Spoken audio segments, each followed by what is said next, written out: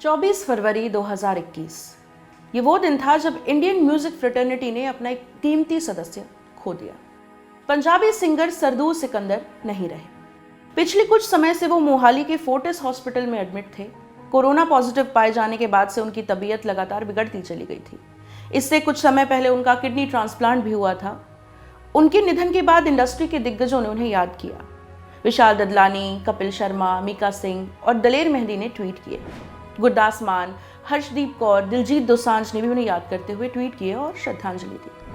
आज हम और आप याद करेंगे उन्हीं सरदूल सिकंदर को, पंजाबी म्यूजिक की दुनिया के अद्वितीय नायक को।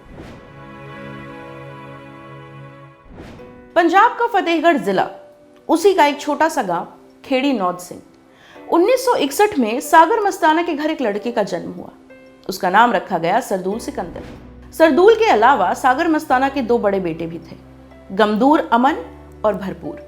गमदूर एक सूफी सिंगर थे, वहीं भरपूर का वास्ता तबले से था। पेशे से वो तबला वादक थे। खुद उनके पिता जो सागर मस्ताना थे वो अपने समय के महान तबला वादकों में गिने जाते थे। संगीत से जुड़ी क्रिएटिविटी को सिर्फ सुरों में ही नहीं उतारते थे, बल्कि नए नए तबले बनाने की कोशिश में भी लगे रहते थे। इसी कोशिश में उन्होंने एक अलग किस्म का तबला भी इजाद किया, जिसे बारीक बांस की लकड़ी से भी बजाया जा सकता था। खैर, फिर से लौटते हैं सरदूल की कहानी पर। कहना गलत नहीं होगा कि सरदूल को संगीत विरासत में मिला। उनकी कई पुश्तें खुद को संगीत के प्रति समर्पित कर चुकी थी, लेकिन सागर मस्ताना नहीं चाहते थे कि छोटा बेटा भी अपनी पूरी जिंदगी संगीत के नाम कर दे। कारण था उस समय में जो क्लासिकल संगीत है उसका सिकुड़ा हुआ स्कोप। आज के समय की तरह नहीं इसमें इतने संसाधन थे और नहीं इतना पैसा। उधर सरदूल का म्यूजिक से सिर्फ प्यार था, उसकी ओर रुझान नहीं था। वो चाहते थे कि बड़े हों तो पायलट बने, लेकिन किस्मत को कुछ और ही मंजूर था। सरदूल के पिता बच्चों को संगीत सिखाते थे। सरदूल को ये इजाजत नहीं थी कि वो भी साथ में बैठ करके सीख सकें, लेकिन मन में संगीत सीखने की इच्छा थी उनके। फिर इस इच्छा को तृप्त करने का उन्होंने जुगाड़ निकाला। जब पिताजी उनके बच्चों को संगीत सिखा रहे होते थे तो उस समय वो दीवार की आड़ लेकर के खुद भी चुपचाप सुनते रहते थे। ये सिलसिला कई दिनों तक चलता रहा।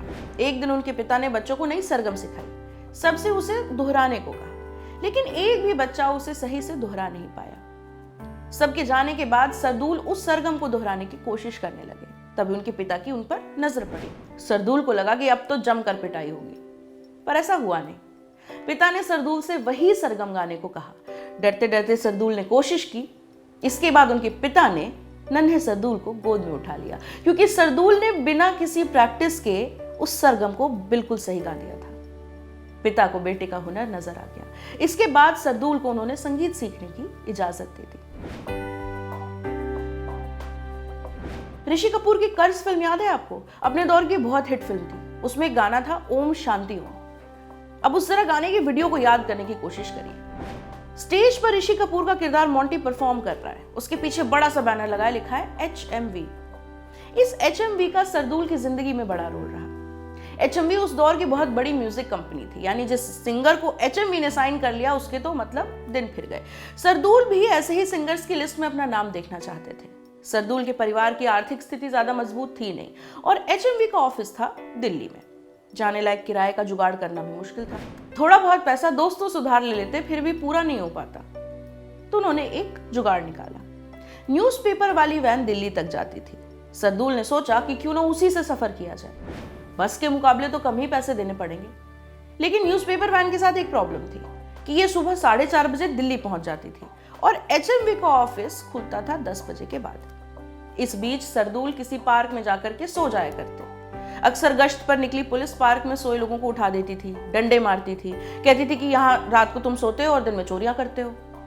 पार्क में सोने से सरदूल को एक और नुकसान होता था, कपड़े गंदे हो जाते थे और इन गंदे कपड़ों के साथ जब भी वो HMV के ऑफिस पहुंचते उनको वापस लौटा दिया जाता।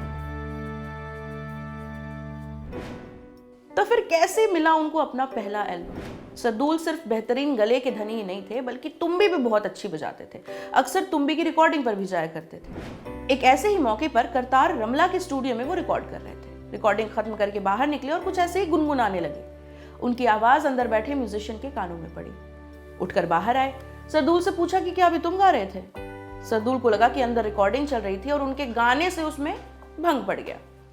म्यूजिशियन उन्हें सीधा चरणजीत आहूजा के पास ले गए। सरदूल के बारे में उन्हें बताया। चरणजीत ने HMV के मैनेजर को बुलाया, कहा कि इस लड़के को मौका दीजिए। मैनेजर ने साफ इनकार कर दिया, कहा कि नए लड़के के साथ हम ये रिस्क नहीं ले सकते। इसके बाद चरणजीत आहूजा ने खुद सरदूल का पहला एल्बम रिकॉर्ड करवाया। इसका नाम था रोडवेज दी लारी। एल्बम रिलीज होते ही लोगों की जबान पर इसके गाने चढ़ गए। एल्बम हिट साबित हुआ। इसके लिए सरदूल को 10,000 रुपए मिले। आप सोचेंगे लोग अब तो सरदूल के फैन हो गए होंगे, लेकिन ऐसा हुआ नहीं। एल्बम हिट होने के बावजूद लोग सरदूल को नहीं पहचानते थे। वजह थी उनकी आवाज में जो वेरिएशन था वो। ज्यादातर लोगों को लगता था कि ये गाने किसी जमे हुए एस्टैब्लिश्ड सिंगर ने गाए हैं, किसी नए सिंगर ने नहीं। लोगों का ये भ्रम भी टूटा कब? जब सरदूल दूरदर्शन जालंधर के एक प्रोग्राम में परफॉर्म करने पहुंचे। लोग अब जान गए कि ये गाने किसके हैं। इसके बाद कभी सरदूल को पीछे मुड़कर देखने की जरूरत नहीं पड़ी। आगे चलकर सरदूल के दिए एल्बम क्लासिक बनने लगे। अपने सिंगिंग करियर में उन्होंने 25 से ज्यादा एल्बम रिकॉर्ड किए। गायकी में अपने कदम जमाने के बाद उन्होंने दूसरी पारी की शुरुआत की, एक्टिंग में। डेब्यू किया 1991 में आई फिल्म जग्गा डाकू से। बतौर एक्टर उनकी लास्ट फिल्म थी 2014 में आई पुलिस इन बॉलीवुड। सरदूल की जिंदगी का एक खास हिस्सा उनकी लव स्टोरी भी है। 30 जनवरी 1993 को सरदूल की शादी हुई सिंगर अमर नूरी से। दोनों लंबे वक्त से साथ गा रहे थे। इसी दौरान प्यार हुआ। सरदूल की तरह अमर ने भी छोटी उम्र से म्यूजिक सीखना शुरू कर दिया था। 9 साल की उम्र में गाना शुरू किया और 13 साल की उम्र में उन्होंने पहली रिकॉर्डिंग की थी। आगे चलकर अमर ने भी सिंगिंग की दुनिया में खूब नाम कमाया। दोनों पति पत्नी ने साथ मिलकर कई इंटरनेशनल म्यूजिक टूर किए। जुगलबंदी ऐसी कि दोनों के सुर लय में दौड़ते थे।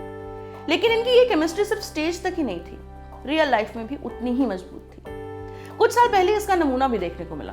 दरअसल सरदूल की किडनी में खराबी की वजह से ट्रांसप्लांट की जरूरत पड़ी, यानी किसी को अपनी किडनी उन्हें डोनेट करनी पड़ेगी, ऐसा डॉक्टर्स ने बताया। दोस्तों रिश्तेदारों की तरफ देखा गया, लेकिन सबने चुपचाप दूरी बना ली।